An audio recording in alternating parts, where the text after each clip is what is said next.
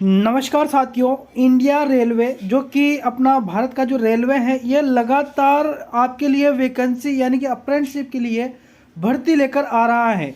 देखिए, अभी अभी मैंने आपको 4-5 दिन में 3-4 वैकेंसीज बता दी, जो कि मैं आपको बता देता हूँ।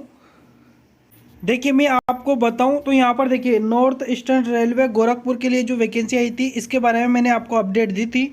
पूरा नोटिफिकेशन पर अपन ने चर्चा की थी। उसके बाद में ये ईस्ट सेंट्रल रेलवे, इसके द्वारा जो नोटिफिकेशन जारी हुआ था, इसके बारे में मैंने आपको बताया था। ठीक है, तो इस तरीके से रेलवे के द्वारा लगातार तरीके से वैकेंसीज निकाली जा रही हैं। अगर आपने वो वीडियो नहीं देखे हैं तो डिस्क्रिप्शन में मैंने लिंक दिया है, वहाँ से आप उस वीडियो को यानी कि वो नोटिफिकेशन पे अगर आप ज़रूर चेक कर ले। अगर आपके नज़दीक में है तो आपके लिए अप्रेंटिसशिप करना वहाँ से बेटर रहेगा। यह जो है ना, साउथ ईस्टर्न रेलवे है, जो कि यहाँ पर लिखा हुआ है कलकत्ता। यहाँ के द्वारा ये जो है ना, अपना नोटिफिकेशंस रिलीज़ हुआ है, जो कि नोटिफिकेशंस नंबर यहाँ पर रेड कलर में लिखे हुए हैं। देखिए, फॉर्म भरने की जो डेट है वह यहाँ पर लास्ट डेट पर अगर चर्चा करें तो 28/12/2023 5 बजे तक, यानी कि 28 दिसंबर तक इसके फॉर्म भरे जाएंगे। ठीक है, नोटिफिकेशन की जो डेट है वह यहाँ पर 29/11/2023 है, यानी कि 29 तारीख को यह नोटिफिकेशन जारी हुआ था। ठीक है, चर्चा करें एज के बारे में। सबसे पहले यहाँ पर फॉर्म फिल के बारे में बताया गया है। तो यहाँ पर फॉर्म है ना, आपको ऑनलाइन सबमिट करना है, ऑनलाइन ही आपको फॉर्म अप्लाई करना है, ये ध्यान रखना। बाकी सबसे पहले यहाँ पर एज क्राइटेरिया के बारे में बात करें तो 1/1/2024 तक है ना, जो आप 15 साल के हो जाने चाहिए। 15 साल से लेकर 24 साल तक के स्टूडेंट इसमें फॉर्म अप्लाई कर पाएंगे। लेकिन यह जो यहाँ पर लिखा हुआ है ना, ये केवल और केवल जनरल वालों के लिए होता है। 15 से लेकर 24, यानी कि 24 जो है ना, यह जनरल वालों के लिए है। अगर SC ST वालों की बात करें अपन तो 5 साल की छूट है, यानी कि इसमें अगर अपन 5 जोड़ेंगे तो कितना हो जाएगा, 29। तो 15 से लेकर 29 तक वाले एज वाले फॉर्म भर पाएंगे। किसमें, तो यहाँ पर इस वैकेंसी में। और अगर OBC वाले की चर्चा करें तो OBC वालों के लिए यहाँ पर 3 साल की छूट है, ये ध्यान रखना। ठीक है, यानी कि वो 27 साल तक के उम्र के फॉर्म भर पाएंगे। और अदर अगर अपन चर्चा करें जो कि फिजिकली हैंडीकैप्टेड है, जो कि विकलांग, दिव्यांगजन इस तरीके के हैं, तो वह यहाँ पर उनको 10 साल की छूट है, यानी कि 34 साल तक के वह फॉर्म भर पाएंगे। ठीक है, तो यह मैंने आपको पूरा एज के बारे में बता दिया।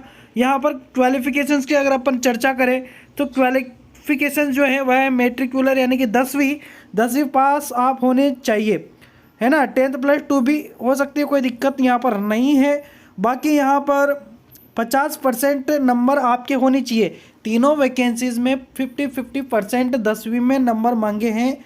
तीनों के नोटिफिकेशन आप ध्यान से देख लेना। यह नोटिफिकेशंस में अपना जो टेलीग्राम चैनल है, जिसका लिंक भी मैंने डिस्क्रिप्शन में दिया है, वहाँ से आप इस नोटिफिकेशंस को डाउनलोड कर पाएंगे। तो आप टेलीग्राम चैनल को भी ज़रूर ज्वाइन कर लें, क्योंकि मैं हर एक वीडियो वहाँ पर शेयर करता हूँ। अगर आपको यूट्यूब पर वीडियो नहीं मिलेगा तो वहाँ पर आपको लिंक मिल जाएगा, वहाँ से आप वीडियो तक पहुँच पाएंगे।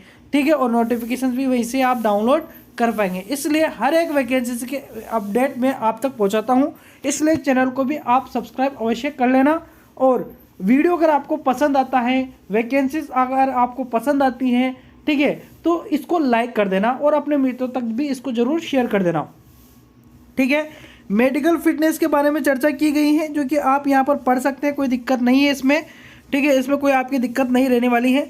फीस की बात करें तो देखिए, यहाँ पर है ना, काफ़ी सारे में अप्रेंटिसशिप की फ़ीस नहीं ली जाती है, लेकिन यहाँ पर जो है ना, इसमें तीनों वैकेंसीज में कॉमन है। यहाँ पर देखिए, इसमें भी 100 रुपये आपको फीस देना पड़ेगा, लेकिन SC ST वालों से कोई पैसा नहीं लिया जा रहा है, ये भी आप ध्यान रखना।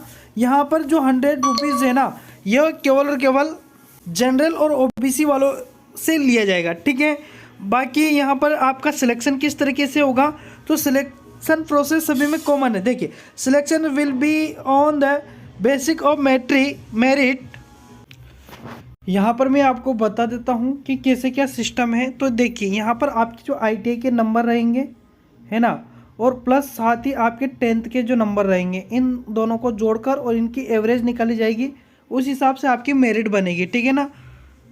और आगे चर्चा करें, बाकी अगर अपन डायरेक्टली यहाँ पर सिलेक्शन प्रोसेस पर चर्चा करें, देखिए मैं आपको पहले बता देता हूँ, इसमें आपसे कोई एग्ज़ाम नहीं लिया जाएगा, ठीक है। एग्ज़ाम कोई नहीं ले रहे हैं, डायरेक्टली भर्ती हैं, डायरेक्ट भर्ती यानी कि सीधी भर्ती हैं, जिसमें आपसे क्या किया गया, मैंने आपको पहले बताया है कि आपका सिलेक्शन कैसे होगा।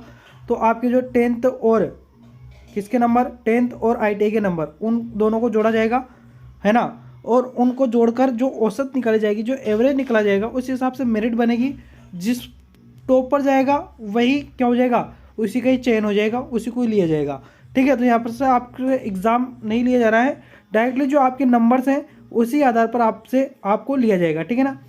बाकी यहाँ पर चर्चा करें अप्लाई, तो देखिए यहाँ पर आपको इस वेबसाइट पर जाकर अप्लाई करना है, ऑनलाइन अप्लाई होगा, ठीक है, फॉर्म जो कि आप अप्लाई कर पाएंगे, ठीक है ना। बाकी अदर जो जानकारियाँ हैं वो मैं आपको बता देता हूँ। अब देखेंगे अपन किस किस डिपार्टमेंट में यहाँ पर अप्रेंटिसशिप के लिए वैकेंसी निकाली गई हैं। तो देखिए यहाँ पर अपन चर्चा करें, सबसे पहले खड़गपुर वर्कशॉप जो कि यहाँ पर फिटर के लिए हैं, 51 पद जो कि अनरिजर्व यानी कि जनरल कैटेगरी के लोगों के लिए, OBC के लिए 27 है, SC के लिए 15, ST के लिए 100 है। तो आपको करना क्या है, अपनी कैटेगरी देखनी है और अपनी ट्रेड देख लेनी है, ठीक है। अब यहाँ पर इतनी ही वैकेंसी नहीं है, वैकेंसी और है। देखिए ये तो क्या है कि खड़गपुर वर्कशॉप में है, बाकी अदर सिंगल टेलीकॉम में भी यहाँ पर जो कि खड़गपुर पर ही है, तो यहाँ पर भी ये अलग ट्रेड और अलग, जैसे कि इलेक्ट्रिशियन वालों के लिए वहाँ पर भी जगह थी, यहाँ पर भी जगह है, ठीक है। अब आप जिस भी डिपार्टमेंट में चाहते हैं उसमें आप अप्लाई कर सकते हैं, जैसे कि ट्रैक मशीन वर्कशॉप जो कि खड़गपुर, जो कि यहाँ पर फिटर वालों के लिए, इलेक्ट्रॉनिक्स वालों के लिए, है ना, मैकेनिक वालों के लिए और वेल्डर वालों के लिए यहाँ पर अलग अलग कैटेगरी में अलग अलग वैकेंसीज निकली गई हैं, ठीक है।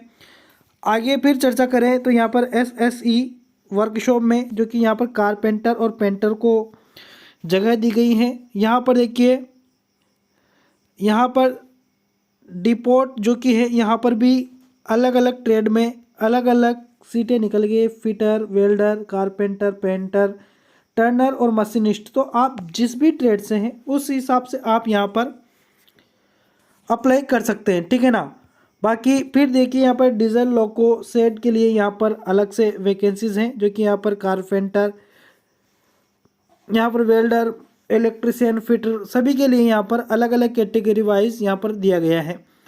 सब खड़गपुर में ही है ये, ठीक है। खड़गपुर के लिए ही ज़्यादातर यहाँ पर डिपार्टमेंट है, जो कि अलग अलग तरीके से वर्क होता है, कार्य होता है, अलग अलग हिसाब से यहाँ पर सभी का दिया गया है। अगर मैं हर एक चीज़ का बताऊँगा तो काफ़ी लंबा समय लग जाएगा, आप खुद देख लेना। टेलीग्राम पर आपको ये नोटिफिकेशन मिल जाएगा, वहाँ से इसको आप डाउनलोड कर लेना, ठीक है ना। तो जिस भी आप डिपार्टमेंट में जाना चाहते हैं वहाँ पर आप अप्लाई कर सकते हैं, ठीक है ना। यहाँ पर देखिए काफ़ी सारी है, इंजीनियरिंग वर्कशॉप है यहाँ पर, ठीक है।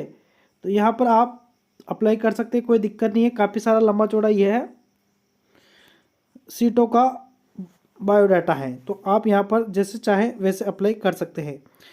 और यहाँ पर आगे फिर चर्चा करें अपन क्वालिफिकेशंस, वैसे मैंने पहले भी आपको बता दिया, फिर से बता देता हूँ क्वालिफिकेशंस क्या है।